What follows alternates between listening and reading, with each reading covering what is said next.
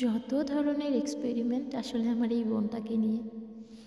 আমি এই ভিডিওটা অনেক আগের, আজ থেকে প্রায় 4 বছর আগের। যখন আমি বাসায় থাকতাম তখন ওই আসতো আমার কাছে মেকআপ করানোর জন্য। সবসময় বলতো আমাকে একটু মেকআপ করে দাও। তখন আমি ওকে মেকআপ করে দিতাম, অনেক বলার পর আসলে মেকআপ করে দিতাম। এখন আমি অনেক দূরে থাকি ওদের থেকে। এখনও যখন আমি বাসায় যাই তখনও আমাকে এসে বলে আমাকে একটু মেকআপ করে দাও, আমাকে একটু মেকআপ করে দাও। আসলে এত এত হাম্বল রিকোয়েস্ট করে, আমি না করে থাকতে পারি না।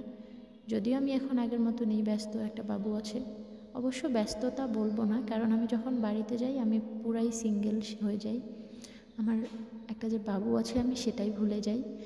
আম্মু সব কিছুই করে, বাবুর খাওয়ানো, গোসল করানো, ওর মানে ওকে ক্লিন করানো, সমস্ত কিছুই আম্মু করে। ইভেন আমার খাবারটাও আম্মু এনে আমাকে মাঝে মাঝে খাইয়ে দেয়, আমার সামনে এনে দেয়। আসলে মা তো মাই হয়।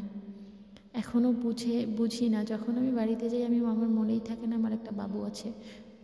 সকালে 10টা পর্যন্ত ঘুমাই, সব কিছু আম্মু করে দেয় ওর। তারপর খাবার রেডি করে দেয়। আসলে এসব কথা বলতে গেলে চোখে পানি চলে আসে, না বলি। আসলে সংসার করার পর বুঝতেছি মা জিনিসটা কী হয়, মানে বাবার বাড়িতে কেমন ছিলাম। আসলে প্রতিটা মেয়ের বোঝে একজন মা হওয়ার পর মাটা কেমন হয়। থাক এসব কথা না বলি। কথাটা হলো, এই যে আমার ছোট্ট বোনটা দেখতে পাচ্ছেন, আমার আসলে চাচাতো বোন। আমি বাসায় গেলে একে আমার সাজাতেই হয়, মানে প্রতিবার একবার করে হলেও সাজাতে হয়। সে খুব রিকোয়েস্ট করে আমাকে সাজায় দাও, সাজায় দাও। আমার বাচ্চার একদম ছোটো মা ও, আমার বাবু একে ছাড়া কিছুই বোঝে না। সবসময় ওকে আমার সুন্দর করে, আমি মাঝে মাঝে একটু টাইম পেলেই আসলে ওকে সাজাই দিই। ও অনেক রিকোয়েস্ট করে, ও সাজতেও অনেক ভালোবাসে। এই কিছুদিন আগে একটা ভিডিও আমি এফবিতে পোস্ট করেছি। এ কিন্তু এখন অনেক বড় হয়ে গেছে।